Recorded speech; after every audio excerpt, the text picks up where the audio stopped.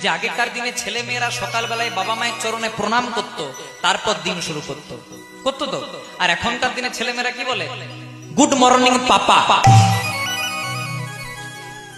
জয় Radhe. Good morning পাপা মানে পাপ, তুই কোথাও থাকিস না, সকালবেলায় আমার ঘরে আয়। তাহলে এই ঘরে অশান্তি লাগবে না তো কোথায় লাগবে? ছেলেকে ইংলিশ মিডিয়ামে পড়ান, ছেলেকে পাশ্চাত্য কালচার শিক্ষা দেন, তার সঙ্গে শেখাবেন যেন বাবাকে বাবা বলে, মাকে মা বলে।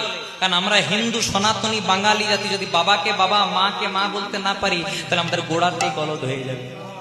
আপনি শিবরাত্রির দিনে শিবের মাথাতে দুধ ঢাললেন, আপনি শিবরাত্রির দিনে শিবের মাথাতে ঘি ঢাললেন, জল ঢাললেন, আর বাবা মাকে বৃদ্ধাশ্রমে রেখে দিলেন, সেবা হবে? কোনোদিনও সেবা হবে না। আপনি এই সব ভগবানের পূজা করছেন আর বাবা মাকে বৃদ্ধাশ্রমে রেখে দিয়েলেন, তখন ভগবান বলবে, হ্যাঁ রে বাবা, যে মা 10 মাস 10 দিন গর্ভে রাখলো তাকে বৃদ্ধাশ্রমে রেখে দিলি, কি এমন গ্যারান্টি আছে যে আমাকে ছেড়ে দিবি? তাই প্রথমে বাবা মায়ের চরণে প্রণাম করতে শিখুন, প্রথমে গুরুদেবের চরণে প্রণাম করতে শিখুন, তবে কৃষ্ণ কৃপা পাওয়া যাবে। বাবা মা হলো আমাদের সাক্ষাৎ ভগবান। যদি বাবা মায়ের চরণে প্রণাম করতে না পারি, তাহলে কৃষ্ণ কৃপা থেকে অনেক দূরে অবস্থান করবো।